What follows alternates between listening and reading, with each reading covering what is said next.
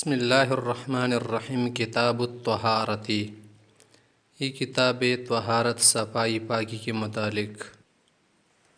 اب مصنف رحمۃ اللہ علیہ کیا کرنا چاہتے ہیں؟ طہارت کے مسائل ذکر کر رہے، ایمانیات وغیرہ دینیات کے بعد صفائی پاکی کا بیان ہے، کیونکہ نماز کلمہ اور ایمان کے بعد عقائد کے بعد نماز ہے نا، نماز کے لیے طہارت ضروری ہے۔ طہارت حدث اصغر اور حدث اکبر دونوں سے ضروری ہے۔ اب وہی باتیں یہاں پر بیان کر رہے۔ الفصل الاول،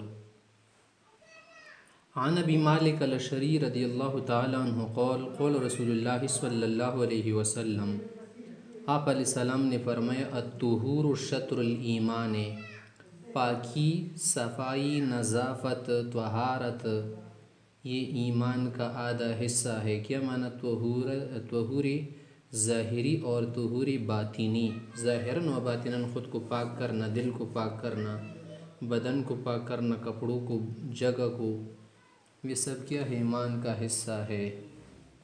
آگے فرما رہے، والحمدللہ تملأ المیزان، الحمدللہ ایک مرتبہ پڑھنے سے جو کیا ہے ترازو ہے وہ بھر جاتے ہیں۔ وسبحان اللہ والحمدللہ تملان، اس طرح سبحان اللہ الحمدللہ میزان کو بھر دیتے ہیں۔ یا او تملأ ما بین السماوات والارض، آسمان و زمین کی جو کیا ہے خلا ہے، خالی جگہ ہے، یہ بھر دیتے ہیں۔ والصلاۃ نور، نماز مسلمان کے لیے قبر میں، حشر میں، قیامت کے دن روشنی ہے، چراغ ہے۔ والصدقۃ برہان، اور صدقہ دینا مسلمان کے کامل ایمان پر کیا ہے؟ دلیل ہے، حجت ہے، برہان ہے۔ والصبر ضیاء، اور ہر معاملے میں، گناہ سے بچنے میں اور طاعات پر دل نہیں کرتا کہ آدمی کیا کرے؟ طاعات کر لے، تو اس صورت میں کیا کرنا؟ نفس کو مجبور کر کے اس عمل کا کرنا، طاعات کا کرنا، اس میں صبر کی ضرورت ہوتی ہے نا۔ تو یہ سب کیا ہے؟ انسان کے لیے ضیاء، تیز روشنی ہے۔ صبر بہت سارے مشکلات کو آسان بنا دیتے ہیں۔ صبر اگرچہ تلخ است مگر شیرین میوہ دارد۔ والقرآن حجۃ لک وعلیک، قرآن کریم پر اگر آپ عمل کرو نا تو عمل کی صورت میں تمہارے لیے دلیل بنے گا۔ اگر عمل نہیں کرو گے نا، قصور کرو گے، تو پھر اس صورت میں تمہارے خلاف دلیل بنے گا۔ کل الناس یغدو، سارے لوگ کیا کر رہے؟ اعمال کر رہے، صبح شام کر رہے۔ فبائع نفسہ، بعض لوگ تو خود کو بیچ رہے، فمعتقھا، تو خود کو آزاد کر رہے۔ کیا معنی؟ اللہ کے لیے اپنے نفس کو بیچ کے آزاد کرنا۔ او موبقھا، یا بعض لوگ اپنے نفس کو ہلاک کر رہے گناہوں میں لگا کے۔ رواہ مسلم۔ وفی روایت لا الہ الا اللہ واللہ اکبر، یہ دونوں کلمات پڑھنا تسبیح، تملأان ما بین السماء والارض، آسمان و زمین کے بیچ کا جو کیا ہے خلا ہے، بھر دیتا ہے۔ آگے کہہ رہے حضرت صاحب مشکات کے، لم اجد هذه الروایت فی الصحیحین ولا فی کتاب الحمیدی ولا فی الجامع، کی روایت مجھے صحیحین میں اور اس طرح سے جو کتاب حمیدی ہے نا اس میں، اور اس طرح سے جامع وغیرہ میں نہیں ملی۔ ولیکن ذکرها الدارمی، دارمی صاحب نے ذکر کیا، بدل سبحان اللہ والحمدللہ، اس نے کیا کر دیا؟ الحمدللہ، سبحان اللہ اور الحمدللہ کا ذکر کیا۔ پر کیا ہے؟ الحمدللہ و سبحان اللہ والحمدللہ ہے، یا کیا ہے؟ ایک جگہ پر لا الہ الا اللہ واللہ اکبر ہے۔ وعن ابی ہریرہ رضی اللہ عنہ قال قال رسول اللہ صلی اللہ علیہ وسلم، آپ علیہ السلام نے فرمایا لوگوں سے، الا ادلکم علی ما یمحو اللہ بہ الخطایا، اے لوگوں کیا میں تمہیں بتاؤں ایسی چیز کی جس سے اللہ تعالیٰ گناہوں کو مٹائے، ختم کر دے، ویرفع بہ الدرجات، اور اسے کیا کر دے؟ درجات بلند کرے۔ قول، صحابہ نے کہا بلا یا رسول اللہ، ضرور بتائیے، ارشاد فرمائیے۔ قول، آپ علیہ السلام نے فرمایا، اسباغ الوضوء، وضو کا پورے طور پر کرنا، سنت کے مطابق کامل کرنا، علی المکارہ، سختی کے وقت۔ علی المکارہ سے کیا مراد ہے؟ سختی کے وقت یعنی ٹھنڈا پانی موسم سرما میں، اور اس طرح سے جسم کو تکلیف ہو رہی تب بھی کیا کرے؟ استعمال کرے پانی کا، اور 3 مرتبہ استعمال کر لے۔ اس طرح وکثرۃ الخطوٰ الی المساجد، مسجد کی طرف زیادہ قدم اٹھانے، یعنی زیادہ آمد و رفت مسجد کی طرف ہو۔ وانتظار الصلاۃ بعد الصلاۃ، ایک نماز کے بعد دوسری نماز کا منتظر رہنا، کیا معنی؟ خیال دینا، سوچ میں رکھنا، یہ معنی نہیں کہ بس اسی جگہ مسجد میں بیٹھے، کیونکہ دنیا کے کام بھی کرنے نا، معنی کیا ہے کہ دل لٹکا ہو نماز سے۔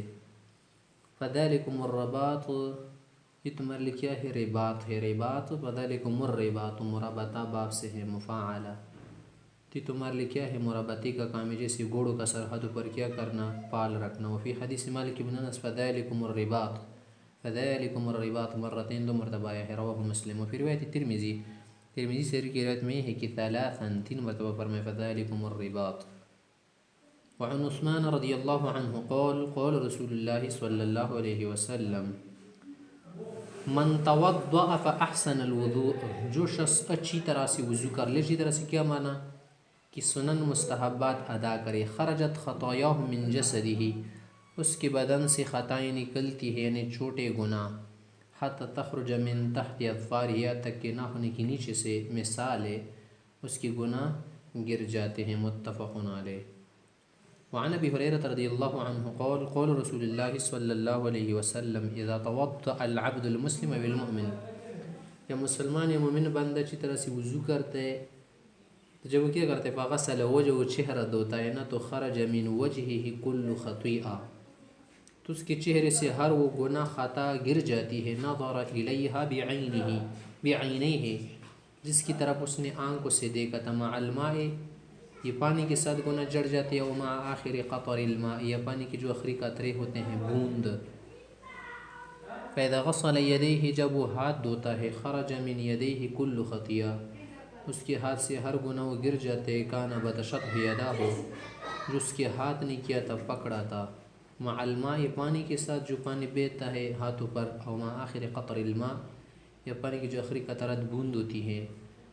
فاذا غسل رجلیہ، جب وہ فوت ہوتا ہے، خرج کل خطیئۃ مشتھا رجلاہ، ہر وہ گناہ گر جاتے جو پاؤں نے کیا تھا چلتے وقت، اس کی طرف جاتے وقت، مع الماء، پانی کے ساتھ، ومع آخر قطر الماء، یا پانی کے آخری قطروں کے ساتھ، حتی یخرج نقیا من الذنوب، یہاں تک کہ گناہوں سے بالکل صاف ستھرا نکل جاتے۔ صاف ستھرے کا کیا معنی؟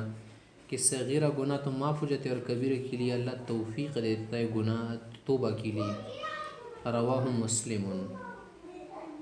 وعن عثمان رضی اللہ تعالی عنہ قال قال رسول اللہ صلی اللہ علیہ وسلم، آپ علیہ السلام نے فرمایا، ما من امرئ مسلم، جو بھی مسلمان شخص عورت، تحضرہ صلاۃ مکتوبہ، جب فرض نماز کا وقت ہو جائے، فرض نماز حاضر ہو جائے، فیحسن وضوءہا، اس کے لیے وضو بھی اچھی طرح سے کر لے، وخشوعہا ورکوعہا، پھر نماز میں خشوع، خضوع، رکوع اچھی طرح سے کر لے، نماز میں سکون رکھے، ظاہراً و باطناً، دل بھی متوجہ رکھے اور سارے اعضاء بھی خاموش رکھے، سکون کے ساتھ حرکات نہ کرے، اور رکوع بھی اچھی طرح سے کرے، کیونکہ اکثر لوگ رکوع صحیح طرح نہیں کرتے، الا کانت کفارۃ لما قبلھا من الذنوب، تو یہ نماز اس کے لیے تمام چھوٹے گناہوں سے کفارہ بن جاتی ہے، ما لم یؤت کبیرہ، یا ما لم یؤت کبیرہ، جب تک بڑا گناہ نہ کیا ہو، ہاں بڑے گناہ کے لیے توبہ شرط ہے۔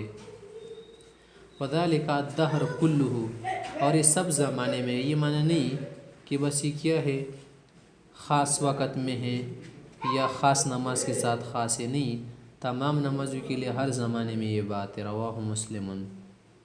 وعنہ، مذکورہ یعنی حضرت عثمان غنی سے اسی روایت ہے، انہ توضأ، اس نے وضو کیا، فافرغ علی یدیہ ثلاثا، اس نے ہاتھوں پر 3 مرتبہ پانی ڈالا، ثم تمضمض، پھر اس نے کلی فرمائی، واستنثر، اور ناک جھاڑ دی، ثم غسل وجہ، پھر چہرہ دھو لیا، ثلاثا، 3 مرتبہ، ثم غسل یدہ الیمنی الی المرفق ثلاثا، پھر اس نے 3 مرتبہ دائیں ہاتھ کو کہنیوں تک دھویا، ثم غسل یدہ الیسری الی المرفق ثلاثا، پھر اس نے بائیں ہاتھ کو کہنی تک 3 مرتبہ دھو لیا، ثم مسح برأسہ، پھر سر پر مسح کیا، سر کا مسح کرنے کے بعد، ثم غسل رجلہ الیمنی ثلاثا، دائیں پاؤں کو 3 مرتبہ دھو لیا، ثم الیسری ثلاثا، پھر بایاں پاؤں، ثم قال، پھر آگے فرمایا، رأیت رسول اللہ صلی اللہ علیہ وسلم توضأ نحو وضوء ھذا، میرے اس جیسے وضو کی طرح آپ علیہ السلام نے وضو فرمایا تھا۔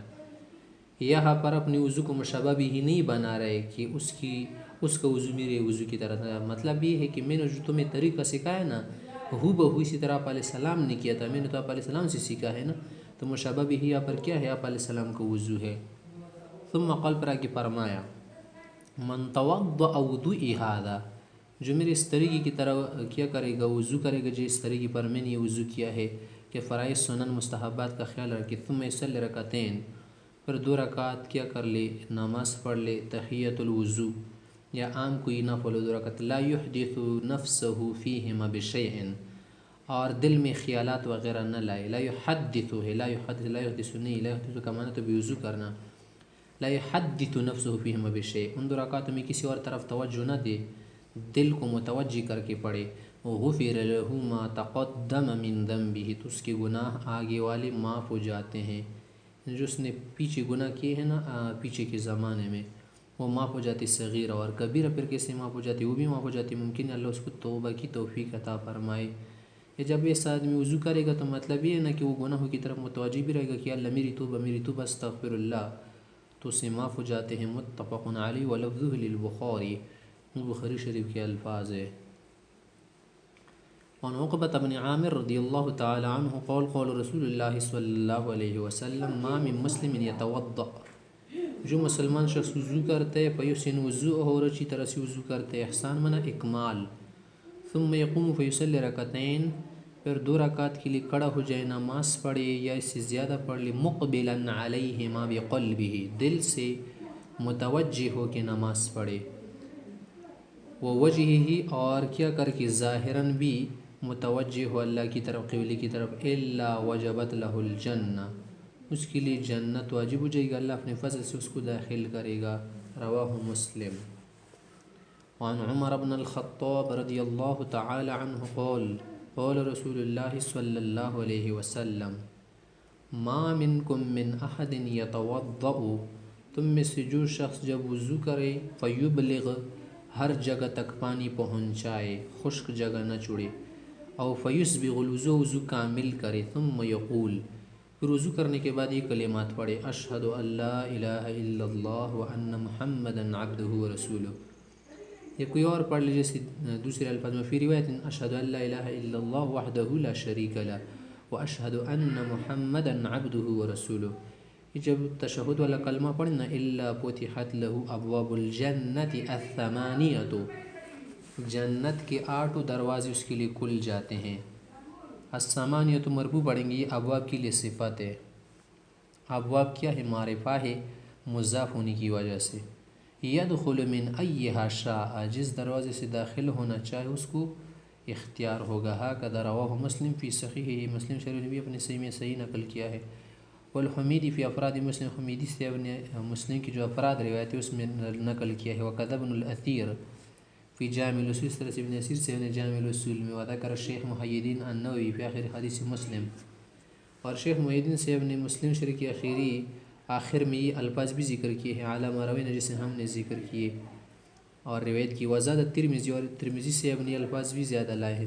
کیا معنی کہ مذکورہ کلمہ بھی پڑھ لے تشہد والا نا، اور ساتھ ساتھ یہ کلمہ بھی پڑھ لے تطہیر والا، اللہم اجعلنی من التوابین، یا اللہ مجھے توبہ کرنے والوں میں سے کر دے، وجعلنی من المتطہرین، اور پاک لوگوں میں سے مجھے شمار کر دے، انہی میں سے بنا دے۔ والحدیث الذی رواہ محی سنن فی الصحاح، اور وہ حدیث جو محی سنن نے صحاح میں روایت کی ہے، صحاح میں ہے نا جو روایت کی ہے وہ یہ ہے کہ من توضأ فاحسن الوضوء الی آخر تک، رواہ الترمذی فی جامع بعینہ، ترمذی شریف نے بھی الفاظ بعینہ انہی الفاظ کے ساتھ ذکر کیا، صرف الا کلمۃ اشہد قبل ان محمدن، یہاں پر ان محمدن کے ساتھ تو اشہدو کا لفظ ہے نا، بعض میں نہیں ہے تو اشہدو کا لفظ بھی کہ اشہد ان لا الہ الا اللہ و اشہد ان محمدن۔